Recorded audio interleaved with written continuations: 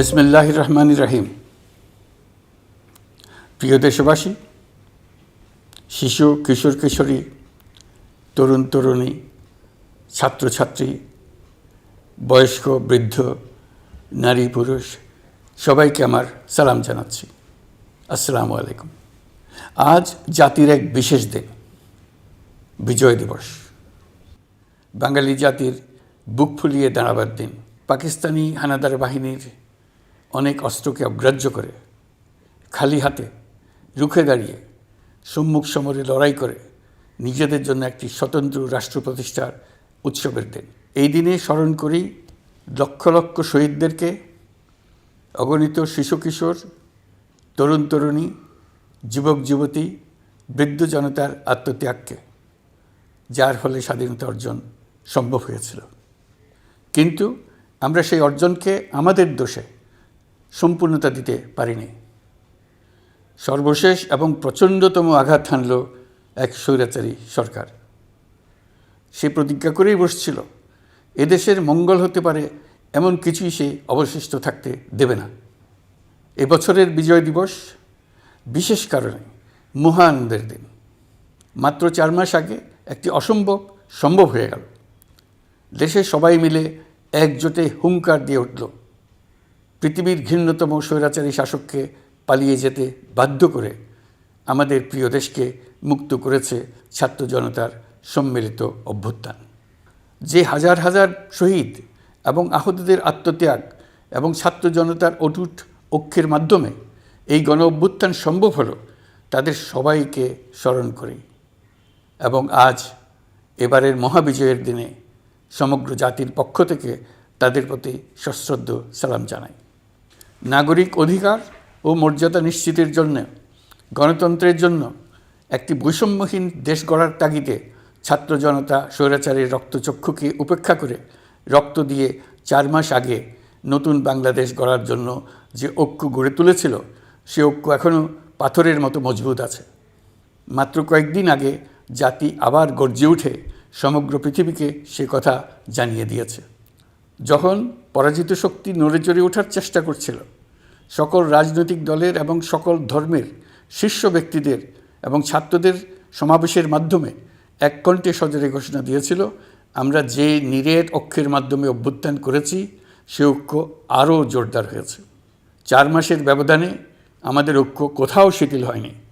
নতুন বাংলাদেশ গড়ার সংকল্পে আমরা অটুট আছি।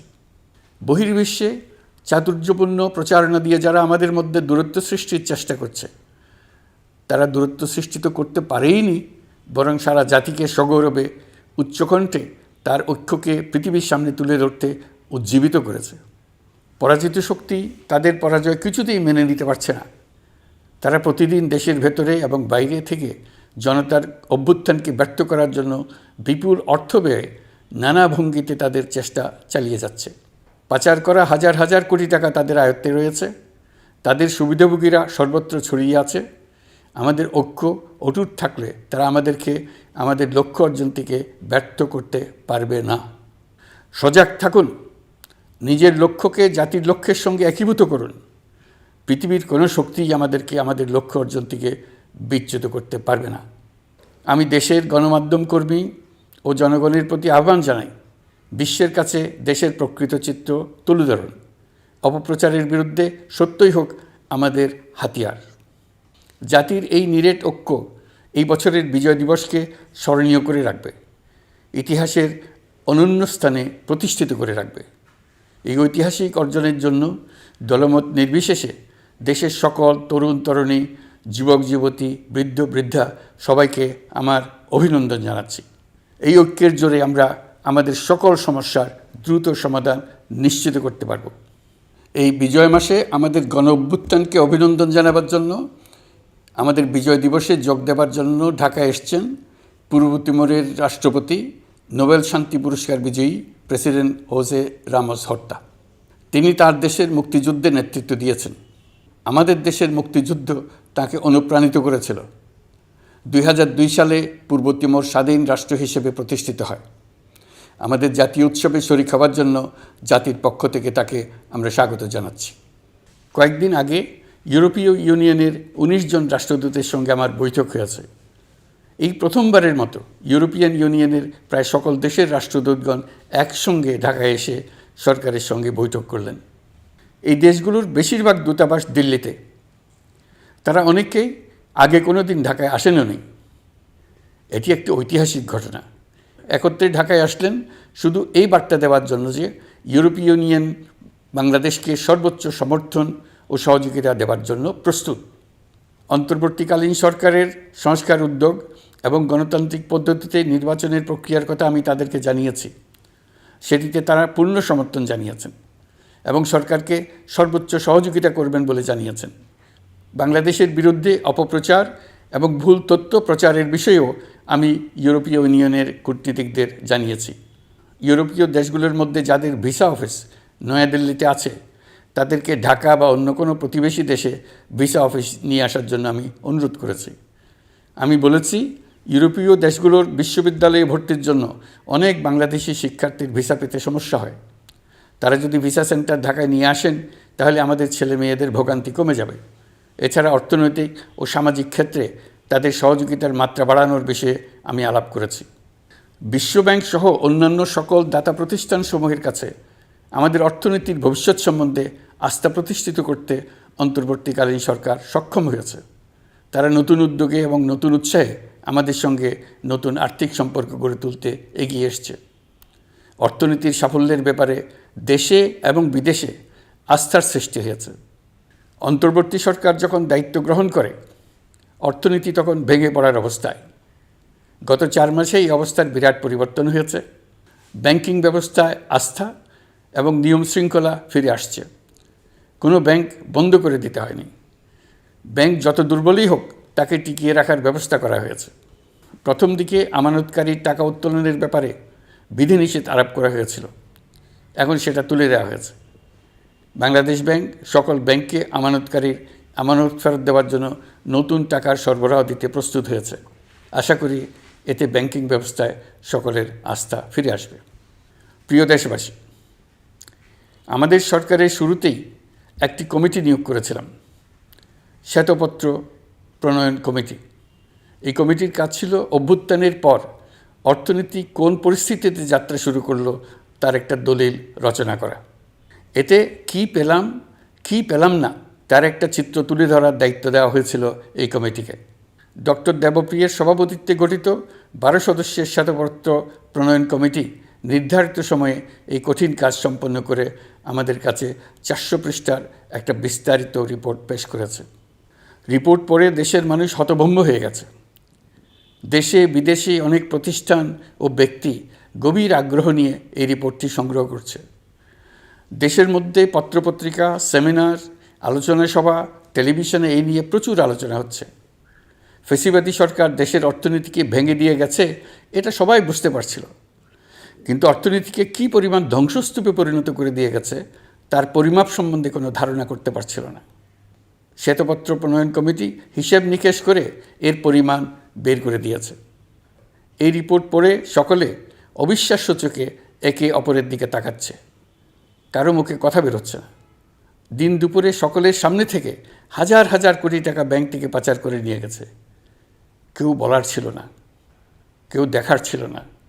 যারা নিয়ে গেছে তাদেরকে কেউ বাধা দেয়নি, বরং সর্বস্তরে সবাই আগ্রহ সহকারে তাদের সঙ্গে সহযোগিতা করেছে। কারণ তারা সব আপন লোক। বিশাল বিশাল প্রকল্প নেওয়া হয়েছে ঋণের টাকায়। এসব প্রকল্পের মোড়কে বিশাল বিশাল অর্থ লুটপাট করেছে। প্রকৃত ব্যয়ের চাইতে কত বেশি ব্যয় ধরে কাদের হাতে টাকাটা পাচার করে দেওয়া হয়েছে তাও এই প্রতিবেদনে তুলে ধরা হয়েছে। শ্বেতপত্র প্রণয়ন কমিটি তাদের প্রতিবেদনে তুলে ধরেছে যে বার্ষিক উন্নয়ন ব্যয়ের প্রায় অর্ধেক টাকায় লুটপাট হয়েছে। দেশে এমন ধরনের পোষ্যতোষী পুঁজিবাদ তৈরি করা হয়েছিল যার সুবিধাভোগী ছিল স্বৈরাচার ও তার সহযোগীরা। প্রতিবেদনে উল্লেখ করা হয়েছে যে নির্দিষ্ট কিছু গোষ্ঠীকে সুবিধা দিতে যে পরিমাণ কর ছাড় দেওয়া হয়েছে সেটা অর্ধেকে নামিয়ে আনা গেলে দেশের শিক্ষা বাজেট দ্বিগুণ, স্বাস্থ্য বাজেট 3 গুণ করা সম্ভব ছিল। পাচার করা এই টাকা আপনাদেরই টাকা। তারা প্রকাশ্যে আপনাদের কষ্টার্জিত টাকা লুট করে বিদেশে ভোগবিলাসে ব্যয় করছে। সম্প্রতি গার্ডিয়ান পত্রিকাতেও পাচার করা টাকায় গড়ে তোলা সম্পদের পাহাড় নিয়ে একটা সচিত্র প্রতিবেদন প্রকাশিত হয়েছে। পাচার করা এই সীমাহীন অর্থ এখন আবার দেশে গোলযোগ সৃষ্টি করে তারা এদেশে ফিরে আসার সুযোগ সৃষ্টির কাজে ব্যয় করছে। আপনারা দেখতেই পাচ্ছেন এই টাকা কীভাবে দেশের সংহতির বিরুদ্ধে সকল প্রকার অপপ্রচারের কাজে লাগানো হচ্ছে। প্রতি বছর অর্থনৈতিক প্রবৃদ্ধির যে হার দেখানো হয়েছে সেটাও মন গড়া। দেশকে এবং পৃথিবীকে বলা হচ্ছিল কি সুন্দর দেশ বাংলাদেশ, লাফিয়ে লাফিয়ে তার উন্নয়নে গিয়ে চলছে। এখন বাংলাদেশ ব্যাংকের বড় কাজ হলো পাচার করা টাকা দেশে ফিরিয়ে আনা। তারা তাদের সর্বোচ্চ ক্ষমতা দিয়ে সেটা চেষ্টা করছে। কাজটা কঠিন, কারণ এই বিষয়ক আইন কঠিন। আমরা বাংলাদেশ ব্যাংকের সাহস ও সমর্থন দিয়ে যাচ্ছি। বারবার বলছি, অন্তর্বর্তী সরকারের আমলে আংশিক টাকা হলেও যেন ফেরত আনা যায়। প্রিয় দেশবাসী, অন্তর্বর্তীকালীন সরকার দায়িত্ব নেওয়ার পর বিভিন্ন খাতে সংস্কারের লক্ষ্যে গুম কমিশন সহ 15টি কমিশন গঠন করেছে। এসব কমিশন পূর্ণ উদ্যমে তাদের কাজ করে যাচ্ছে। গুম কমিশন গত পরশু তাদের প্রতিবেদনের প্রথম খণ্ড আনুষ্ঠানিকভাবে পেশ করে গেছেন। গুমের শিকার বহু পরিবারের নিরাপত্তার স্বার্থে এটা এখন প্রকাশ করা যাচ্ছে না।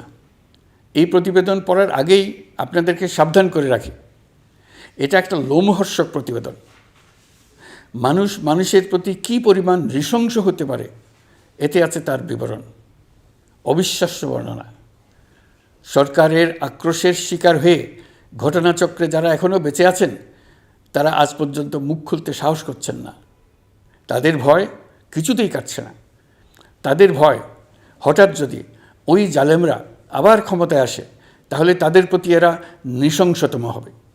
গত সরকারের ঘৃণ্যতম অধ্যায়ের ঐতিহাসিক দলিল হিসেবে এই প্রতিবেদন অমর হয়ে থাকবে। আমি আশা করছি কমিশনগুলো এখন থেকে নিয়মিতভাবে তাদের নির্ধারিত সময়ের মধ্যে তাদের প্রতিবেদন ও সুপারিশমালা পেশ করতে থাকবে। প্রিয় দেশবাসী, আমাদের সংস্কারের যে আকাঙ্ক্ষা সেটি বাস্তবায়নে প্রতিটি কমিশনই আমাদের জন্য গুরুত্বপূর্ণ। তবে নির্বাচন ব্যবস্থা সংস্কার ও সংবিধান সংস্কার কমিশনের কথা আমি একটু আলাদাভাবে বলতে চাই। কেননা এই দুটি কমিশনের সুপারিশের উপর প্রধানত নির্ভর করছে আমাদের আগামী নির্বাচন প্রস্তুতি ও তারিখ। এই প্রসঙ্গে বড় খবর হলো, প্রধান নির্বাচন কমিশনার সহ নির্বাচন কমিশন গঠন করা হয়ে গেছে। কমিশন দায়িত্ব গ্রহণ করেছে। এখন থেকে তাদের হাতে দায়িত্ব ন্যস্ত হলো ভবিষ্যৎ সরকার গঠন করার প্রক্রিয়া শুরু করার। তারা তাদের প্রস্তুতির কাজ শুরু করেছেন। তাদের হাতে অনেক কাজ। প্রথমে সবচেয়ে বড় কাজ ভোটার তালিকা হালনাগাদ করা। এটা এমনিতেই কঠিন কাজ। এখন কাজটা আরও কঠিন হলো এই জন্য যে গত 3টা নির্বাচনে ভোটারদের অংশগ্রহণ করার সুযোগ ছিল না। ভোটার তালিকা যাচাই করার সুযোগ হয়নি কারণ। গত 15 বছরে যারা ভোটার হওয়ার যোগ্য হয়েছে তাদের সবার নাম ভোটার তালিকায় তোলা নিশ্চিত করতে হবে। এটা একটা বড় কাজ। ছাত্র জনতার অভ্যুত্থানের পর এখানে গলদ রাখার কোনো সুযোগ নেই। দীর্ঘদিন পর এবার বহু তরুণ তরুণী জীবনে প্রথমবারের মতো ভোট দেবে। অতীতে তাদেরকে সে অধিকার এবং আনন্দ থেকে বঞ্চিত করা হয়েছে। তাই এবারের নির্বাচনে তাদের ভোটদান একটি স্মরণীয় ঘটনা হয়ে থাকবে। এই অভিজ্ঞতাকে মসৃণ করার সমস্ত আয়োজন করতে হবে। আমার একান্ত ইচ্ছা এবারের নির্বাচনে প্রথমবারের তরুণ তরুণী ভোটাররা শতকরা 100 কাছাকাছি সংখ্যায় ভোট দিয়ে একটি ঐতিহ্য সৃষ্টি করুক। নির্বাচন কমিশন এবং সকল সামাজিক প্রতিষ্ঠান ও রাজনৈতিক দলের প্রতি আমার আহ্বান, সবাই মিলে আমরা যেন ওই লক্ষ্য অর্জনে নানা প্রকার সৃজনশীল কর্মসূচি গ্রহণ করি। এখন থেকে সবাই মিলে এমন একটা ঐতিহ্য সৃষ্টি করি যেন স্থানীয় নির্বাচন সহ সকল নির্বাচনে সকল কেন্দ্রে প্রথমবারের ভোটাররা 100% কাছাকাছি সংখ্যায় ভোটদান নিশ্চিত করবে। এটা নিশ্চিত করতে পারলে ভবিষ্যতে কোনো সরকার মানুষের ভোটাধিকার কেড়ে নেবার সাহস করতে পারবে না। নতুন ভোটার ছাড়াও যাদের আগে থেকে ভোটার তালিকায় নাম থাকার কথা ছিল তারা ভোটার তালিকায় আছে কিনা তা নিশ্চিত করতে হবে। বিশেষ মনোযোগ দিয়ে ভুয়া ভোটারদেরকে তালিকা থেকে বের করে দিতে হবে। এবার আমরা প্রবাসী বাংলাদেশিদেরকে ভোট দেওয়া নিশ্চিত করতে চাই। অতীতে আমরা এই ব্যাপারে অনেকবার আশ্বাসের কথা শুনেছি। এই সরকারের আমলে এটা যেন প্রথমবারের মতো বাস্তবায়িত হয়, এটা আমরা নিশ্চিত করতে চাই। এর জন্য একটা নির্ভরযোগ্য ব্যবস্থা করতে হবে। সব কিছুই সমসাপেক্ষ ব্যাপার। এর সঙ্গে যদি আমরা নির্বাচন প্রক্রিয়া আরও উন্নত করতে চাই, নির্বাচন সংস্কার কমিশনের সুপারিশমালা বাস্তবায়ন করতে চাই, তাহলে প্রয়োজনীয় সংস্কারের বিস্তৃতি ও গভীরতা অনুসারে নির্বাচন কমিশনকে সময় দিতে হবে। আমি সকল প্রধান সংস্কারগুলো সম্পন্ন করে নির্বাচন আয়োজন করার ব্যাপারে বরাবর আপনাদের কাছে আবেদন জানিয়ে এসেছি। তবে রাজনৈতিক ঐকমত্যের কারণে আমাদেরকে যদি অল্প কিছু সংস্কার করে ভোটার তালিকা নির্ভুলভাবে তৈরি করার ভিত্তিতে নির্বাচন সম্পন্ন করতে হয়, তাহলে 2025 সালের শেষের দিকে নির্বাচন অনুষ্ঠান হয়তো সম্ভব হবে। আর যদি এর সঙ্গে নির্বাচন প্রক্রিয়া এবং নির্বাচন সংস্কার কমিশনের সুপারিশের পরিপ্রেক্ষিতে এবং জাতীয় ঐকমত্যের ভিত্তিতে প্রত্যাশিত মাত্রার সংস্কার যোগ করি, তাহলে অন্তত আরও 6 মাস অতিরিক্ত সময় লাগতে পারে। মোটা দাগে বলা যায় 2025 সালের শেষ দিক থেকে 2026 সালের প্রথমার্ধের মধ্যে নির্বাচনের সময় নির্ধারণ করা যায়। প্রিয় দেশবাসী, যে কোনো সংস্কারের কাজে হাত দিতে গেলে রাজনৈতিক ঐকমত্যের প্রয়োজন। এই ঐকমত্যে পৌঁছানোর প্রক্রিয়া কী হবে? অন্তর্বর্তীকালীন সরকার এভাবে অগ্রসর হবার প্রস্তুতি নিচ্ছে। অন্তর্বর্তীকালীন সরকার প্রথম পর্যায়ে 6টি সংস্কার কমিশন গঠন করেছে। এরা শীঘ্রই চূড়ান্ত প্রতিবেদন পেশ করবে বলে আশা করি। আমরা এই 6 কমিশনের চেয়ারম্যানদের নিয়ে একটি জাতীয় ঐকমত্য গঠন কমিশন প্রতিষ্ঠা করার দিকে অগ্রসর হচ্ছি। এর কাজ হবে রাজনৈতিক দল সহ সকল পক্ষের সঙ্গে মতামত বিনিময় করে যে সমস্ত বিষয়ে ঐকমত্য স্থাপন হবে সেগুলো চিহ্নিত করা এবং বাস্তবায়নের জন্য সুপারিশ করা। যেহেতু জাতীয় ঐকমত্য প্রতিষ্ঠা করা অন্তর্বর্তীকালীন সরকারের অতি গুরুত্বপূর্ণ দায়িত্ব, তা বিবেচনা করে আমি এই কমিশনের চেয়ারম্যানের দায়িত্ব পালন করব। আমার সাথে এই কমিশনের সহসভাপতির দায়িত্ব পালন করবেন অধ্যাপক আলী রিয়াজ। কমিশন প্রয়োজন মনে করলে নতুন সদস্য কোঅপ্ট করতে পারবে। প্রথম 6টি কমিশনের চূড়ান্ত প্রতিবেদন পাওয়ার পর আগামী মাসেই জাতীয় ঐকমত্য গঠন কমিশন তার কাজ শুরু করতে পারবে বলে আমি আশা করছি। এই নতুন কমিশনের প্রথম কাজ হবে নির্বাচন অনুষ্ঠানের জন্য যে সমস্ত সিদ্ধান্ত জরুরি সেই সমস্ত বিষয়ে তাড়াতাড়ি ঐকমত্য সৃষ্টি করা এবং সকলের সঙ্গে আলোচনা করে কোন সময়ে নির্বাচন অনুষ্ঠান করা যায় সেই ব্যাপারে পরামর্শ চূড়ান্ত করা। প্রিয় দেশবাসী, নির্বাচন আয়োজন ও সংস্কার ছাড়াও আপনারা আমাদের উপর অনেকগুলো দায়িত্ব দিয়েছেন। এর মধ্যে রয়েছে অর্থনীতি পুনরুদ্ধার ও মানুষের জীবনমান উন্নয়ন। ফ্যাসিবাদী সরকারের কাছ থেকে আমরা বিপর্যস্ত এক অর্থনীতি পেয়েছি। আমাদের বৈদেশিক রিজার্ভ তলানিতে গিয়ে থেকেছিল। 2024 সালের নভেম্বরে রপ্তানি আয়ের পরিমাণ ছিল $4.12 বিলিয়ন, যা আগের মাসের তুলনায় 15.63% বেশি। সামগ্রিকভাবে 2024 সালের জুলাই নভেম্বর সময়কালে রপ্তানি $16.11 বিলিয়ন মার্কিন ডলারে পৌঁছেছে। গত বছর একই সময়ে রপ্তানি আয় ছিল $14.34 বিলিয়ন মার্কিন ডলার। বছরের হিসাবে এই প্রান্তিকে রপ্তানি আয়ের প্রবৃদ্ধি 12.34%। বৈদেশিক মুদ্রার রিজার্ভ $19 বিলিয়ন পৌঁছেছে। এসবের মাধ্যমে আমাদের অর্থনীতি ঘুরে দাঁড়াতে শুরু করেছে। পরিস্থিতির উন্নতি হচ্ছে। গার্মেন্টস শ্রমিক ভাই বোনেরা বাংলাদেশের অর্থনীতির অন্যতম চালিকা শক্তি। তাদের বার্ষিক মজুরি 9% বাড়ানোর সিদ্ধান্ত হয়েছে। মূল্যস্ফীতির বিষয়টি বিবেচনা করে শ্রমিক ইউনিয়ন মালিক পক্ষের সঙ্গে আলোচনার ভিত্তিতে এটি নির্ধারণ করা হয়েছে। মূল্যস্ফীতি নিয়ন্ত্রণে সরকার আন্তরিকভাবে কাজ করছে। স্বীকার করতে দ্বিধা নেই, এক্ষেত্রে কাঙ্ক্ষিত সাফল্য আমরা এখনও পাইনি। তবে আমার বিশ্বাস মূল্যস্ফীতি শিগগিরই কমে আসবে। গত কয়েক মাসে বাজারে কিছু পণ্যের দাম বেড়েছে। আমরা সরবরাহ বাড়িয়ে, আমদানিতে শুল্ক ছাড় দিয়ে, মধ্যস্বত্বভোগীদের দৌরাত্ম্য কমিয়ে এবং বাজার তদারকির মধ্য দিয়ে জিনিসপত্রের দাম কমিয়ে আনার চেষ্টা করছি। পরিবহন খাতে চাঁদাবাজি এখনও পুরোপুরি বন্ধ করা যায়নি। এটা সম্ভব হলে আমরা আশা করি জিনিসপত্রের দাম আরও কমে আসবে। আমরা আপনাদের কষ্টে সমব্যথী। তবে আমরা জানি সরকারের কাজ কেবল সমবেদনা জানানো নয়। আমরা আপনাদের কষ্ট কমিয়ে আনতে সকল রকম চেষ্টা চালিয়ে যাচ্ছি। আসন্ন রমজানে দ্রব্যমূল্য সহনীয় রাখতে আমরা সবার সহযোগিতা চাই। আমরা ইতিমধ্যে ব্যবসায়ীদের সঙ্গে কথা বলেছি। তারা আমাদের কাছে ওয়াদা করেছে বাজারে পণ্য সরবরাহে কোনো সংকট হবে না। অতিরিক্ত মুনাফার লোভে যদি কেউ কৃত্রিম কোনো সংকট সৃষ্টির চেষ্টা করে আমরা তাকে কঠোর হাতে দমন করব। বাজার সিন্ডিকেটের দৌরাত্ম্য বন্ধ করতে বিকল্প কৃষি বাজার চালু করার লক্ষ্যে আমরা কাজ করে যাচ্ছি। প্রিয় দেশবাসী, হত্যাযজ্ঞের সাথে জড়িত পতিত স্বৈরশাসক ও তার দোসরদের বিচার কার্যক্রম এগিয়ে চলছে। এই জন্য আন্তর্জাতিক অপরাধ ট্রাইব্যুনাল আইন সংশোধন করা হয়েছে। বিচার প্রক্রিয়ার স্বচ্ছতা নিশ্চিত করার জন্য আসামিদের বিদেশি আইনজীবী নিয়োগের সুযোগ দেওয়া হয়েছে। আত্মপক্ষ সমর্থনের সব ধরনের সুযোগ তারা পাবেন। বিচার প্রক্রিয়া সাংবাদিক, মানবাধিকার কর্মী ও অন্যান্য পর্যবেক্ষকদের জন্য উন্মুক্ত রাখা হয়েছে। বিচারের যে কোনো অংশ চাইলে যে কেউ রেকর্ড করার সুযোগ পাবেন। আইসিসি প্রসিকিউটর করিম খান সম্প্রতি আমার সাথে দেখা করেছেন। তিনি আইসিটি প্রসিকিউটর এবং অন্যান্য কর্মীদের প্রশিক্ষণ দিতে সম্মত হয়েছেন এবং আইসিটিকে আন্তর্জাতিক মানে উন্নীত করার সহায়তা দিতে প্রতিশ্রুতি দিয়েছেন। আলাদাভাবে আমরা গণহত্যাকারীদের বিরুদ্ধে আন্তর্জাতিক অপরাধ আদালতে মানবতা বিরোধী অপরাধের মামলা করব বলে তাকে জানিয়েছি। প্রিয় দেশবাসী, জুলাই বিপ্লবে বাংলাদেশের ছাত্র, শ্রমিক, জনতা মিলে যে অসাধ্য সাধন করেছে তার অন্যতম শক্তিশালী ভূমিকায় ছিল এদেশের নারীরা। ফেসিবাদী শক্তির প্রাণঘাতী অস্ত্রের সামনে হিমালয়ের মতো দাঁড়িয়েছিল আমাদের মেয়েরা। স্কুল, কলেজ, বিশ্ববিদ্যালয়ের ছাত্রী, শিক্ষক, অভিভাবক, চাকরিজীবী, শ্রমজীবী, সকল পেশার, সকল বয়সের নারীরা এই আন্দোলনে বিরাট ভূমিকা রেখেছে। এই বছর বেগম রোকেয়া দিবসে দেশজুড়ে আন্দোলনে নারীদের আত্মত্যাগ ও ভূমিকার বিষয়ে বড় আকারে আলোচনা হয়েছে।